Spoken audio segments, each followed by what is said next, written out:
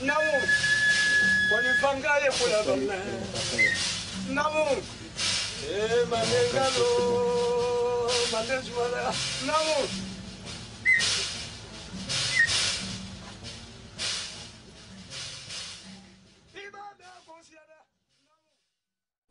L'histoire que je vais te raconter, c'est réel et c'est vrai. Mamadou a accepté de témoigner sans dévoiler son identité de la maladie, comme il l'appelle, qui a frappé son frère. Le grand frère de Mamadou occupait un poste d'expert comptable et menait une vie prospère. Cependant, une jeune femme le désigna comme le père de l'enfant qu'elle portait, responsabilité qu'il déclina. Cette situation se transforma en conflit familial, et la partie plaignante, la famille de la jeune femme, alla porter l'affaire au commissariat central. C'est à la sortie du commissariat que tout semble avoir commencé, après que la mère de la jeune fille ait proféré des menaces à l'encontre de l'expert comptable. Juste à la sortie du commissariat, à la porte, il y a la maman de la fille qui n'était pas contente, qui parlait, bon, on le voit, qui gesticulait, jusqu'à s'approcher de nous, parce que moi je marchais avec mon frère. On était à la porte, elle nous regarde méchamment. Elle dit, comme tu crois à ton service, aujourd'hui tu es le plus fort, aujourd'hui tu as l'argent, je te montrerai que je suis de tel village. Je te montrerai que ton argent là, tu vas le perdre. Je te montrerai que toi tu vas quémander, que tu demanderas 100 francs pour te nourrir. Bon, nous on l'a regardé, on s'est mis à rire. Bon, le frère il avait sa voiture, il a déplacé le taxi, les autres membres de la famille sont partis, nous on est monté dans sa voiture. Il avait en ce moment une Mercedes 230. On est parti en ville, après on est revenu à la maison. L'histoire là est finie, on a même oublié. Mais le frère, il était dans ses mouvements, 1, 2, 3 mois.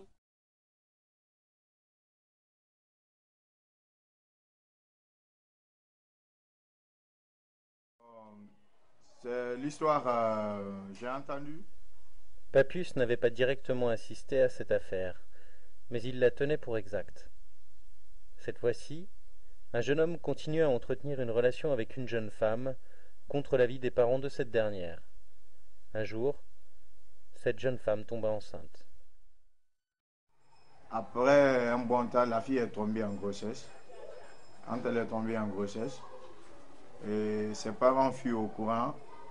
Et une fois que ses parents ont été au courant, ils ont demandé vraiment qui est l'auteur vraiment de cette grossesse non désirée, quoi. Donc, la fille a cité le jeune qu'il ne voulait pas voir, quoi, derrière la fille. Donc, ainsi, les parents de la fille sont partis voir carrément les parents du jeune garçon pour demander éventuellement si réellement il était l'auteur de cette grossesse, quoi. Donc le jeune à son tour et sa famille, comme il y avait eu des disputes, parce que un temps les parents de la fille étaient partis voir les parents du jeune garçon, soi-disant ils ne voulaient plus voir le jeune derrière la fille. Donc dans ce cas, les parents du jeune garçon ont décliné la responsabilité, que ce n'est pas leur garçon, et ils ont demandé le jeune garçon, il a dit carrément que ce n'est pas lui qui a mis la fille en grossesse. Et de ce fait, les parents de la fille, eux aussi, ont pris promesse aux parents du jeune gars, du jeune, que celui qui est l'auteur, qu'ils ne vont pas dire réellement que c'est le jeune, mais celui qui en est l'auteur, qu'il verra des conséquences lui aussi. L'histoire là est finie, on a même oublié. Mais le frère, il était dans ses mouvements, 1, 2, 3 mois, disons 4 mois, il commence à changer de comportement. Des fois, il dort jusqu'à 11h, des fois jusqu'à midi. Il se lève, il prend son déjeuner et on ne sait pas où il va. Il n'avait pas le goût du travail, il ne voulait plus aller au service. L'argent qu'il avait à la banque, il cherchait à bousiller ça. Il s'énervait, même contre mes soeurs, la maman. Des fois, quand le papa l'appelle, il veut le parler, il crie, il sort. Des fois, il peut sortir toute la semaine, personne ne le voit. Et sa voiture est tombée en panne. Il ne pouvait pas dépanner parce qu'il n'y avait plus d'argent. Et là, la voiture est restée longtemps garée comme ça. C'est là qu'on a commencé à sentir que ça ne va pas. Et je me suis demandé, est-ce qu'au commissariat, la femme là, ce qu'elle avait dit, c'est pas ce qui commence à sortir comme ça. J'ai adressé une deuxième lettre à maman qui avait consulté dans notre village des grands marabouts qui sont bien aussi. Au fur et à mesure, maintenant, les parents de la fille sont partis faire leur travail fétiche. Et chez les féticheurs, ils ont travaillé celui qui a mis. Ils n'ont pas travaillé le jeune qui a décliné la responsabilité. Mais plutôt, ils ont travaillé l'auteur de la grossesse, quoi. Au fur et à mesure que la fille avançait, et sa grossesse avançait, le jeune qui a décliné la responsabilité avait le ventre aussi qui se ballonnait. Le jour de l'accouchement de la fille, dès qu'elle a accouché, c'est ce jour le jeune garçon aussi a rendu l'âme.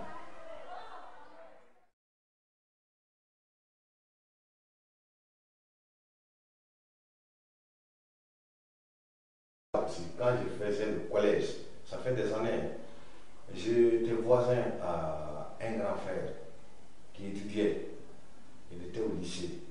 Il courait la femme d'un vieux. Il n'y a pas ce que le vieux n'a pas fait. Le vieux lui a averti, dit, hé mon fils, laisse ma femme tranquille. Une première fois, une deuxième fois, une troisième fois.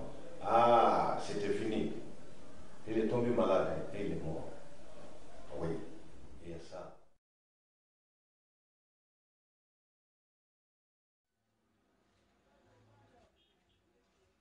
Le mauvais sort arrive lorsque commencent les rivalités. Plusieurs exemples concernaient les affaires matrimoniales. Ces récits sont effectivement courants. Les relations familiales sont un terrain particulièrement propice au règlement de comptes occultes. Chaque histoire suit le même cours. Un interdit social est franchi. Un homme convoite la femme d'autrui, un enfant n'est pas reconnu, et les conséquences en termes d'honneur et d'économie deviennent graves. Lorsqu'aucune solution n'est trouvée, la menace occulte fait son apparition avec ses formes d'ultimatum. Une fois le sort noué, une fois ses effets reconnus par une tierce personne, il semble encore possible d'y trouver une issue et de continuer à vivre. L'histoire du frère de Mamadou nous dévoile cette issue possible. Elle nous montre également le rôle cathartique que peut jouer l'identification du sort pour une famille dans l'épreuve.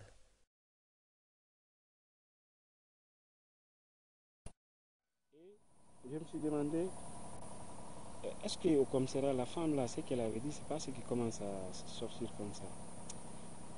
J'ai adressé une deuxième lettre à maman qui avait consulté dans notre village des grands marabouts qui sont bien aussi. Ceux-ci ont expliqué à ma maman, soi-disant, que mon frère a eu beaucoup de coups. C'est-à-dire, au niveau de son service, on l'a eu par de maraboutage, et puis il a enceinté une fille aussi, dont la famille a fait quelque chose. Donc il faut forcément aller voir cette famille, demander pardon, et partir voir le marabout qui a fait le travail. C'est le plan que le marabout que maman a consulté nous a donné. Bon. Comme ça, ma maman, elle est revenue à Conakry. Ma mère venait prendre les médicaments, il l'envoie à la maison. Il venait chaque fois prendre les médicaments, il l'encourageait à prendre ça. Elle l'expliquait, son état est anormal, il faut qu'il accepte le traitement. Il faut qu'il accepte que c'est les gens qui l'ont fait.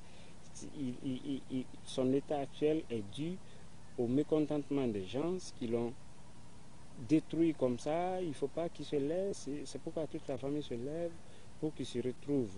S'il n'accepte pas les traitements par les marabouts, ça ne va pas aller, il va sombrer comme ça. Il a commencé à comprendre l'explication de la maman et il a commencé à consommer ses médicaments. Et jusqu'à présent, ça ne va pas à 100%.